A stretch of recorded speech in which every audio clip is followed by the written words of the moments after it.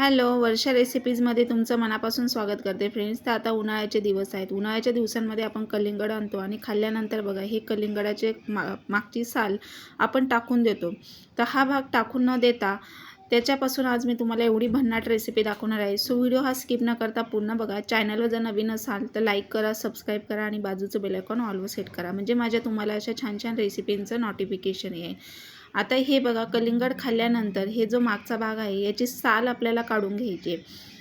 मागची साल आणि जो पुढचा लाल कलरचा जो भाग असतो तो पूर्णपणे काढून घ्यायचा आहे. आपल्याला फक्त जो हिरवा भाग आहे तोच घ्यायचा आहे. तर एवढी भन्नाट रेसिपी आहे, तुम्ही एकदा करून ठेवली तर तुम्ही बघा अगदी ते 5-6 महिने वर्षभर म्हटलं तरी ती वापरू शकता आणि त्याचसोबत तुम्ही कधीच विकत आणणार नाही. एवढी छान भन्नाट रेसिपी तयार होते आणि फार वेळ लागत नाही. साहित्य घरगुती साहित्यामध्ये तुम्हाला दाखवणार आहे. आता याची मी साल पाठीमागचा भाग जो आहे तो काढून घेते आणि जो आपल्याला हिरवा भाग आहे तो तेवढाच घ्यायचा आहे. हे पूर्णपणे लाल पण काढून घ्यायचं आहे. लाल कलिंगड असल्यामुळे आपण जे लाल कलिंगड खाल्ल्यानंतर जो मागचा भाग असतो ह्या साली, तर ह्या साली जे मागचा ग्रीन भाग आहे तो काढून घ्यायचा आहे आणि जो पुढचा हिरवा भाग आहे तो आपल्याला घ्यायचा आहे. तर ही साल कडक असल्यामुळे असं सुरीने व्यवस्थित काढून घ्यायचं आहे बघा. आणि पुढचा पण भाग मी काढून घेतलेला आहे लाल कलरचा. तर असे त्याचे चौकोनी स्क्वेअर शेपमध्ये असे काप करून घ्यायचे आहे बघा. तर अगदी असे चौकोनी आणि सगळे एकसारखे असे आपल्याला काप करून घ्यायचे. तर इथे मी बघा तुम्हाला दाखवते, व्हिडिओ दाखवल्याप्रमाणे करायचं आहे. तुम्ही ही कलिंगड खाल्ल्यानंतर साल कधीच टाकून देणार नाही आणि एवढी छान रेसिपी तयार होते ना, तर बघा अगदी फक्त 5 ते 6 मिनिटांमध्ये तयार होते. आता हे चौकोनी भाग मी असे करून घेते. पूर्णपणे स्क्वेअर शेप करायचे, जास्त मोठे नाही आणि जास्त बारीकही करायचे नाही आहेत. तर असे चौकोनी शेपमध्ये कट करून घ्यायचं आहे. तर पुढे मी स्टेप बाय स्टेप तुम्हाला व्हिडिओमध्ये दाखवलेलंच आहे कशा पद्धतीने करायचं आहे. त्यामुळे व्हिडिओ कुठेही स्किप न करता पूर्ण बघा. तर कलिंगडच्या सालीपासून एवढा महागडा पदार्थ घरीच तयार होतो आहे म्हटल्यावर तुम्ही कधीच ही कलिंगडची साल टाकून देणार नाही.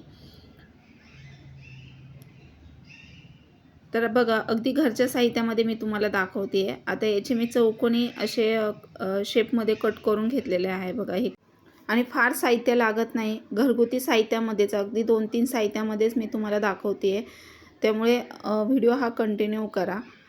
तर हिरवी साल कडक असल्यामुळे थोडा वेळ लागतो सुरीने काढायला, पण व्यवस्थित काळजीपूर्वक काढायचा आहे. आणि मागचा जो हिरवा भाग आहे तो काढून घ्यायचा आहे. त्यानंतर पुढचा जो लाल भाग आपण कलिंगडचा खाऊन घेतो, तर त्यानंतर हा जो हिरवा भाग आहे हा आपल्याला घ्यायचा आहे. तर याचे सगळे चौकोनी शेपमध्ये मी बघा असं कट करून घेतलेलं आहे. आता इथे एका कढईमध्ये पाणी गरम करायला ठेवायचं आहे. तर आता इथे बघा मी 2 वाट्या पाणी ठेवलेलं आहे. तर जेवढं ते कट केलेलं आहे आपण जो कलिंगडचा जो हिरवा भाग, तर ते 1 वाटी भरल्यानंतर 2 वाट्या पाणी ठेवायचं. आणि जर 2 वाट्या तुम्ही कट केलं तर 4 वाट्या पाणी ठेवायचं आहे, म्हणजे त्याच्या दुप्पट पाणी ठेवायचं आहे. तर आता इथे 1 मोठी वाटी हे कट केलेलं आहे, तर ते 2 वाट्या मी पाणी ठेवलेलं आहे. त्या उकळत्या पाण्यामध्ये आपल्याला हे टाकून शिजवून घ्यायचं आहे. अर्धवट शिजवायचे, पूर्ण शिजवायचं नाही आहे. फार तर फार 5 ते 7 मिनटं लागू शकतात. 5 ते 7 मिनटासाठी उकळत्या पाण्यामध्ये हे चांगलं खालचे वरती वरचे खाली असं उलटणीने हलवायचे सतत आणि अर्धवट शिजवून घ्यायचे.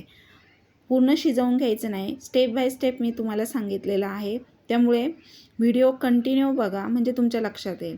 आता तुम्ही बघताय बघा, गॅसची फ्लेम हाय ठेवलेली आहे आणि हाय फ्लेमवर हे सतत हलवायचं. 1-2-3 वेळा हलवायचं आहे, म्हणजे सगळे एकसारखे असे शिजले जातात. कुठेही असे जास्त कच्चे किंवा जास्त शिजलेले राहत नाही. आणि अर्धवट शिजवायचे, पूर्ण शिजवून घ्यायचं नाही. 5 ते 7 मिनटं झाल्यानंतर लगेच आपल्याला एका चाळणीमध्ये ते ओतून घ्यायचे. पूर्ण पाणी निथळून घ्यायचं आहे. आता इथे मी पूर्णाची चाळणी घेतली, त्या चाळणीवर पूर्ण पाणी स्ट्रेन करून घ्यायचं आहे आपल्याला. निथळून झाल्यानंतर पुढे मी स्टेप बाय स्टेप दाखवतीच आहे. तर आता तुम्ही व्हिडिओ दाखवल्याप्रमाणे करायचं. अर्धवट शिजवलेले आहेत बघा, पूर्ण शिजवून घ्यायचे नाही आहेत. आता हे पूर्ण पाणी निथळून घ्यायचं आहे. त्यानंतर पुन्हा आपल्याला एक कढई तापायला ठेवायची आणि कढईमध्ये 2 वाट्या पाणी घालायचं आहे. 2 वाट्या पाणी पुरेसं होतं आहे. तर 2 वाट्या पाणी घातल्यानंतर त्यामध्ये आपल्याला 2 वाट्या पाणी घेतल्यानंतर 1 वाटी साखर घ्यायची आहे. तर इथे 1 वाटी साखर घेतलेली आहे. अगदी परफेक्ट प्रमाण आहे. आणि पूर्णपणे आपल्याला चांगलं उकळी आणायची आहे. साखर पूर्ण वितळून घ्यायची आहे. तर पाण्यात अशी साखर घातल्यानंतर पूर्ण वितळून घेतल्यानंतर मग आपल्याला पुढची प्रोसेस करायची आहे. तर साखर पूर्ण वितळून घ्यायची. आता तुम्ही बघताय साखर पूर्ण वितळलेली आहे. पाणी चांगलं गरम झालेलं आहे. त्यामध्ये आता हे आपण जे काप करून घेतलेले आहेत ते निथळून पूर्णपणे पाणी निथळल्यानंतर ते त्याच्यामध्ये आपल्याला मिक्स करून घ्यायचं आहे. हे पूर्णपणे शिजवण्यासाठी 7 ते 8 मिनटं लागू शकतात. तर 7 ते 8 मिनटांसाठी आपल्याला व्यवस्थित हे साखरेच्या पाण्यामध्ये शिजवून घ्यायचे आहेत.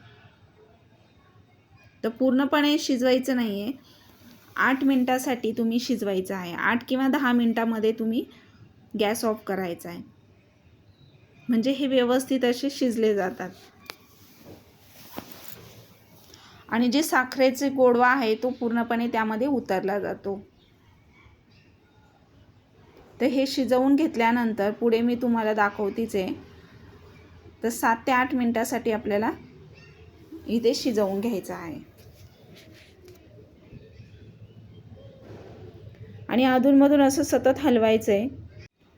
तर 8 मिनटामध्ये ते व्यवस्थित शिजले जातात. आणि त्यानंतर आपल्याला एका बाउलमध्ये ते आपल्याला पूर्णपणे काढून घ्यायचं आहे. तर गरम असतानाच एका बाउलमध्ये ओतून घ्यायचं आहे. आता इथे बघा मी एक कलर असल्यामुळे एकच बाउल घेतलेला आहे. तुमच्याकडे जर खायचा फूड कलर असेल, ग्रीन कलर किंवा रेड कलर, तर आता इथे बघा मी रेड कलर घेतलेला आहे. तो त्या पाण्यामध्ये घालून घ्यायचा आहे. आता हे पूर्ण एका बाउलमध्ये मी घेतलं आहे काढून. तुम्हाला जर 2 ते 3 कलरमध्ये बनवायचं असेल तर तुम्ही 2 ते 3 वाट्यांमध्ये डिवाईड करायचा आणि त्यामध्ये कलर घालायचे वेगवेगळे. रेड कलर किंवा ग्रीन कलर, जो खायचा कलर असतो तो फूड कलर आपल्याला त्यामध्ये घालायचा आहे. आता इथे जो रेड कलर आहे तो मी एकाच बाउलमध्ये घातलं आहे कारण माझ्याकडे एकच कलर आहे. तर तुम्ही असं 2 ते 3 कलरचे बनवू शकता. आता तुम्हाला प्रश्न पडला असं नेमकं आहे तरी काय हे, तर तुम्हाला काही जणांना लक्षात पण आलं असेल. तर आपण जे मार्केटमधून शॉपमधून आपण जी तुटी फ्रुटी आणतो तर ती तुटी फ्रुटी आपल्याला इथे घरीच बनवायची आहे. तर ही अगदी सोप्या पद्धतीने आहे, घरगुती साहित्यामध्ये आहे. तुम्ही कधीच बाहेरून मार्केटमधून आणणार नाही. ही तुटी फ्रुटी घरीच तयार होते अगदी मार्केटसारखी. तर आता उन्हाळ्याचे दिवस आहे, आपण कलिंगड आणतो. तर मग असं कलिंगड खाल्ल्यानंतर त्याचा मागचा भाग टाकून न देता तुम्ही अशी तुटी फ्रुटी बनवायची आहे. ती तुटी फ्रुटी बनवण्यासाठी फक्त घरगुती साहित्यामध्ये पाणी आणि साखर आणि कलर लागतो. बाकी काही लागत नाही. घरगुती साहित्यामध्ये मी तुम्हाला दाखवलं आहे. आता हे 5 ते 7 मिनटासाठी आपल्याला गरम पाण्यामध्ये कलर टाकून ठेवायचं आहे. आणि त्यानंतर पूर्णपणे ते पाणी तुम्ही काढून असं निथळून हे एका ताटामध्ये सुकायला ठेवायचे. कडकडीत उन्हामध्ये 2 दिवस सुकवायचं. छान तुटी फ्रुटी तयार होते. तुम्हाला स्टेप बाय स्टेप मी दाखवलेलं आहे. आणि जे कलरचं पाणी आहे ते तुम्ही सरबत ज्यूससाठी वापरू शकता. जसं की आपण लिंबू सरबत करतो किंवा काही ज्यूस बनवतो तर त्या ज्यूसमध्ये थोडं थोडं पाणी ॲड करून किंवा त्याचा पूर्णपणे ज्यूस बनवून तुम्ही ते पाणीसुद्धा वापरू शकता.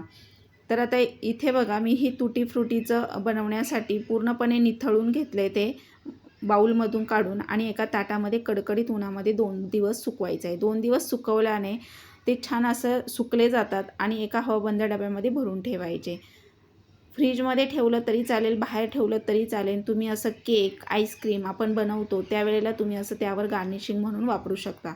आता टोस्टमध्ये, बटरमध्ये बघा हे तुटी फ्रुटी असतात किंवा आपण केक बनवतो, आईस्क्रीम बनवतो उन्हाळ्यामध्ये, तर ही तुटी फ्रुटी तुम्ही वापरू शकता. तर एवढी तुटी फ्रुटी तयार झालेली आहे. एक कलर असल्यामुळे मी एकाच कलरची बनवली. तुम्ही हवं तर 2 ते 3 कलरची बनवू शकता. तर व्हिडिओ आवडल्यास जास्तीत जास्त शेअर करायला विसरू नका. थँक्यू.